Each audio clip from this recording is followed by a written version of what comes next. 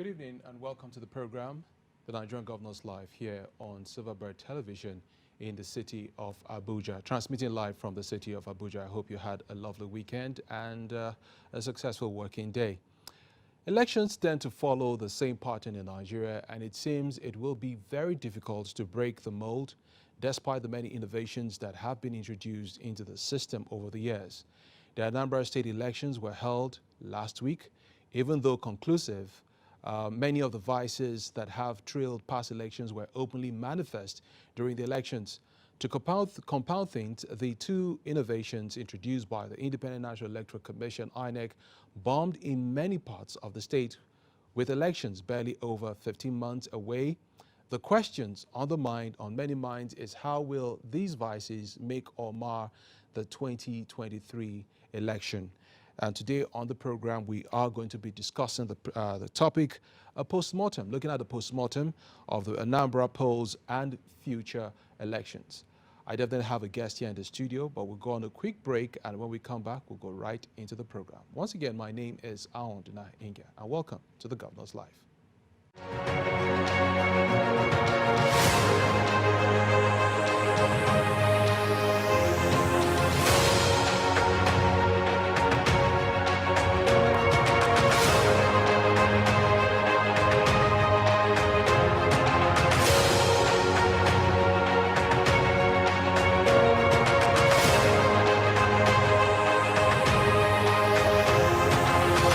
The Nigerian governors.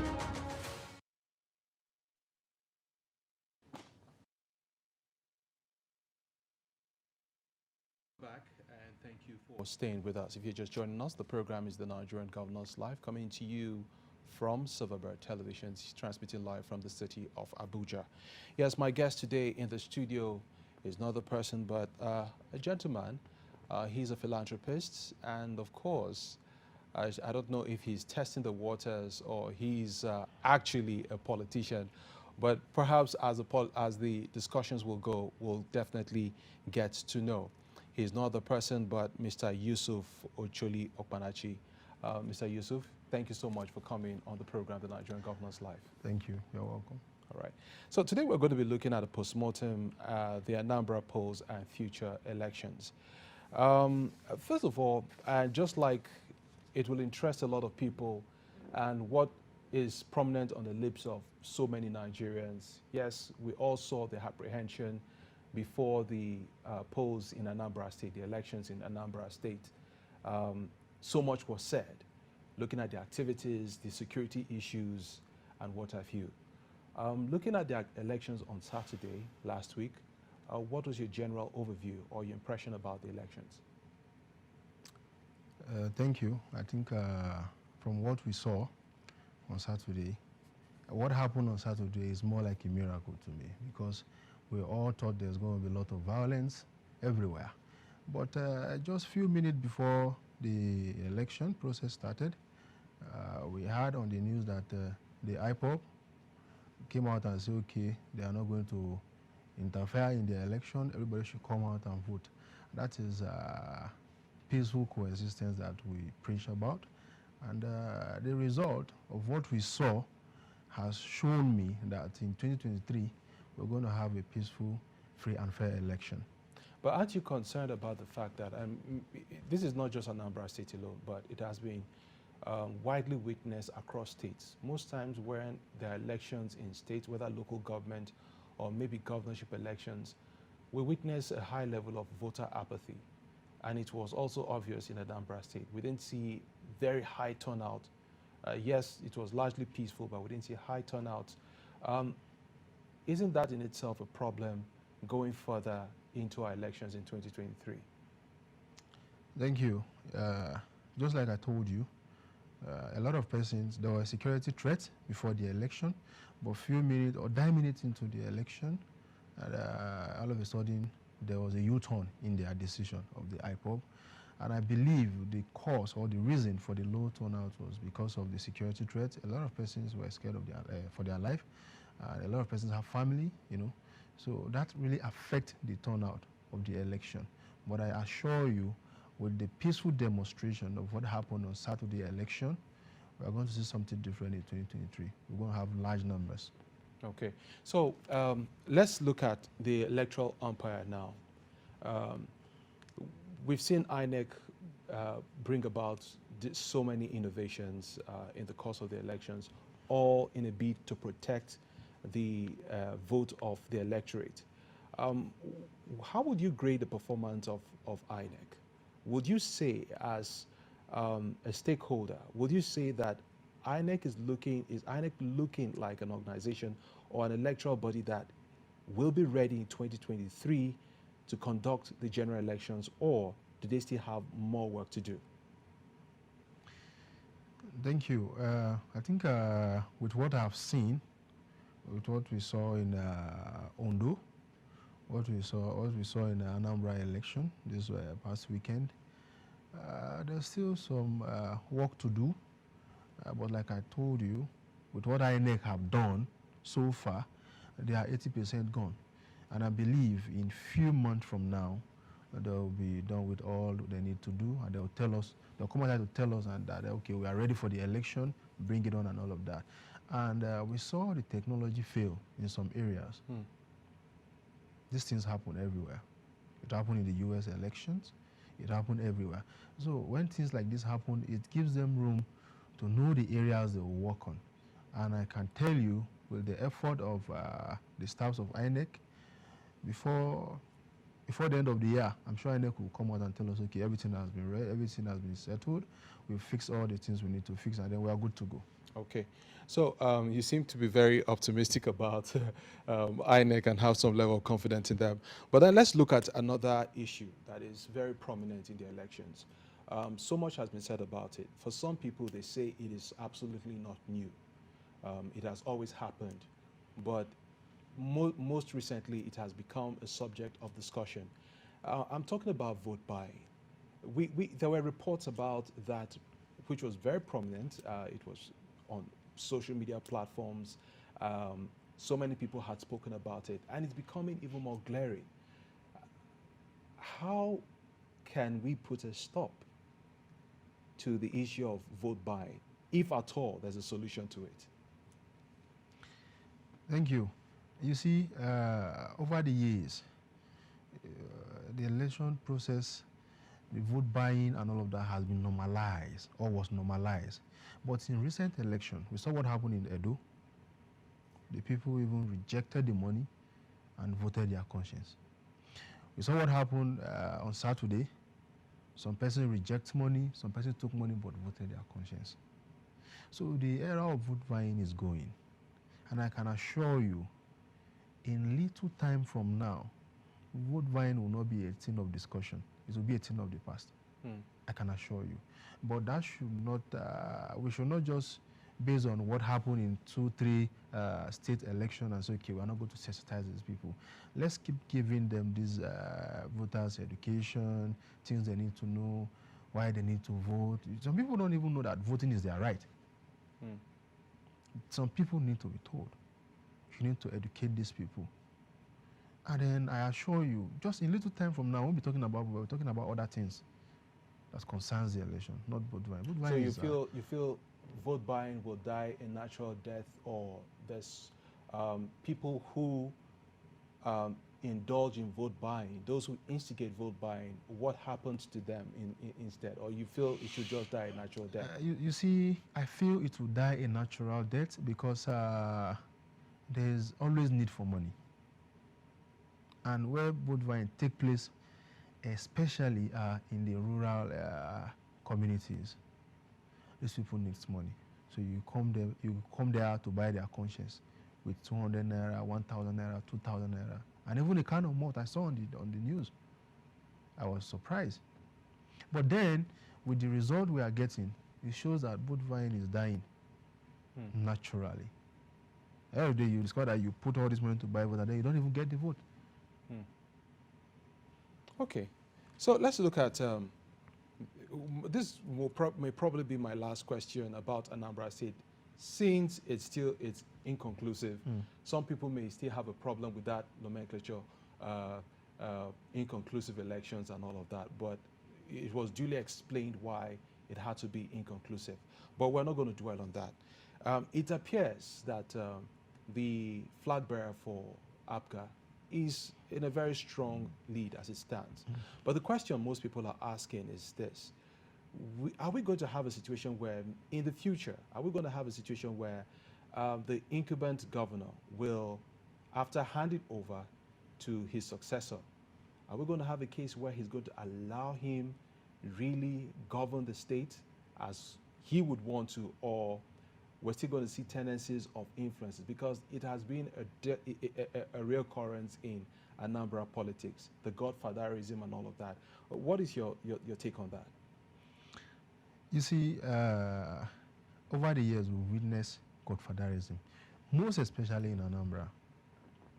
But with the recent happening in the whole electoral process, a lot of things are changing.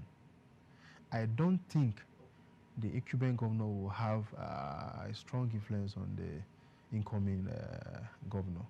If it happens that he is declared the winner, even though he has won 18 local government out of 21, there's going to be there's a provision for a supplementary election in Ihiala local government, and that has cut his jubilation short based on technicalities and all of that.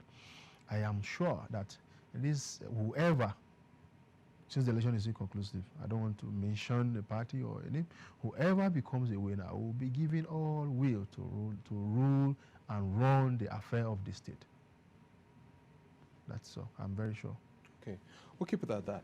But let's come back to, you are from Kogi State. Yes. And we've seen Kogi State has been pretty interesting over this period of time.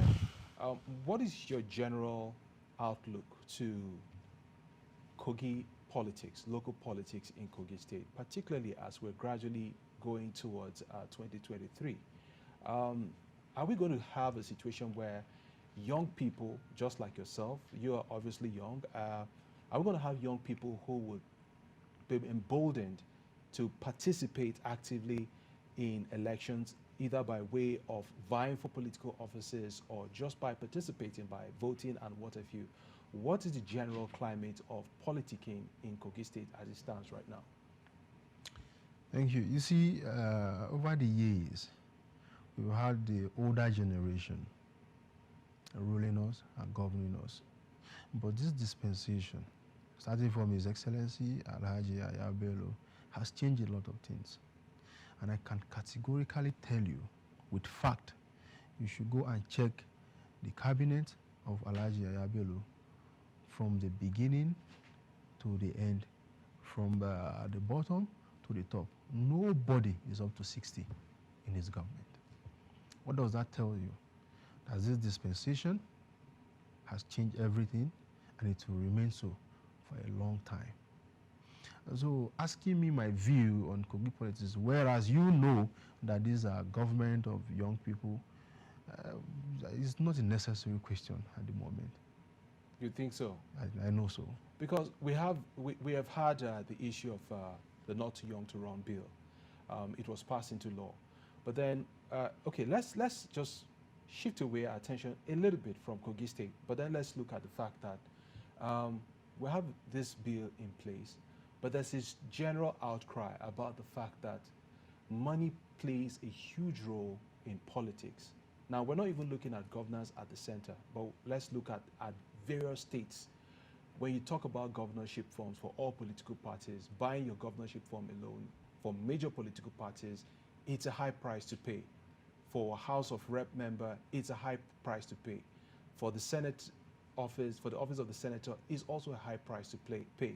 So what exactly is the future, particularly for young people right now, going into elections, particularly for those who would want to vie for offices like governorship and House of Representatives, both at federal and state, and then, of course, for the office of the Senate as well? Well, just like you say, money has a huge influence in Nigerian politics, not just in my state. And sometime last 3 months, I saw on the news, I don't know if it's a rumor or if it's a fact, that the PDP say anybody below 30 or 35 that want to buy any form, want to contest for any office, is free. I saw that on the news. So these are some of the things to even encourage the youth to come into politics. Because whether I like it or not, in every country, in every state, political solution seems to be a permanent or the best solution. And having young people in government have changed a lot of things. We have the likes of Honorable Akin Alabi, the likes of Honorable Shina Pella from Oyo. We have the likes of Senator Elijah Abo from Adamawa, and my governor himself. These are young people doing new things, creating new Nigeria, rebranding the image of Nigeria politics. It is under His Excellency Alhaji Yahaya Bello that we have a man who served as the Chief of Staff, now serving as a Deputy Governor. That means he's giving opportunity at different offices, at different level to young people. I have somebody that is not even up to 25 that is in the government and is doing well. So there is need for young people to come into government, and that is why the parties as a platform, just like I give you an example of PDP now, say, okay, if you want to buy any form, it's free, whatever, whatever. Is also encouraging them to come into government. Whether I like it or not, election is all about the youth and numbers. Can we actually play down on the issue of money? Because we know, we just spoke about the fact of vote buying, for instance. Now, besides that, you also have the issue of mobilization and all of that. So, giving a form out for free is one thing, and actually going out on the field and achieving mobilization is a different thing. How do you reconcile both of them? I just told you that vote buying is going to die naturally. We saw what happened in recent election. Also, when you talk about finance now, you have to minus vote buying, because I'm telling you, even if you give anybody your money, they are going to vote their conscience. Nobody is going to take 3,000 and vote for you and then come and have bad results and wait till the next 4 years to vote again. A lot of things are changing. Our electoral processes are changing. At some point, we were using ballot papers to do whatever, and we're using the card reader. Now there's BVAS by INEC. A lot of things are changing. We can't keep dwelling in the past. And the people are tired of using the same approach, using the same platform, using the same process, and getting the same result. So this time around, people are voting their conscience. Whether you go and take loan to come and buy vote, he will surprise you, spend your money, and then these people will take your money and still vote their conscience. I mean, let's put the issue of money aside. Okay. Now, let's look at another delicate issue which has plagued a lot of political parties. At some point, it seemed as though, before the PDP convention, it seemed as though this issue was going to disintegrate the PDP. And for some political stakeholders and observers, they would say the issue is still hovering in the air. And that has to do with the issue of zoning. Now, going back to the grassroots or at state level, let me use your state, Kogi State, for instance. No one would have expected that an individual or a man of an Ibira extraction was going to be governor, just like we have in some other states, but it happened all the same. What do you see happening in 2023? Are we going to have more minorities vying for the office of governorship, or are we going to have a tribe that is perceived to be the majority wanting to reclaim the position of governorship in Kogi State? First of all, who told you no one expects another tribe to become the governor of Kogi State?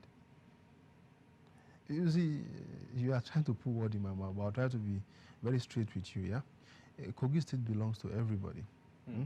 And anybody that is eligible to contest for an election, and you have the resources, you have whatever it takes, you feel you can contest an election, you should go and pick up a form and contest. If the young man did not try, he won't become a governor today. So are we going to say, okay, because we are not from the majority, we shouldn't contest election? The minority you are talking about has produced deputy governors so many times. Whether I like it or not, they produce senators.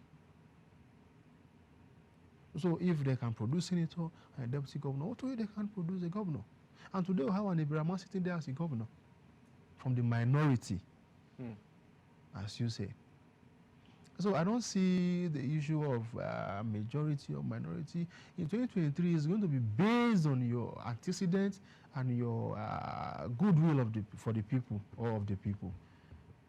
Because people are not just going to say, okay, this person, because you know him, will vote for him. No. But you see, actually, this is a major problem we've had, not just with Kogi State.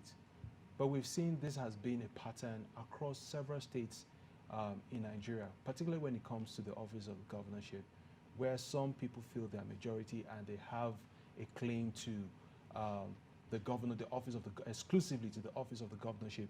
Are you looking, from what you are saying, are you saying that this, because you have been all about the system is gradually evolving and changing, are you seeing a situation where this is going to change totally? Not just in Kogi State, but we'll see it happen across several states where the dichotomy between minority and majority is very obvious.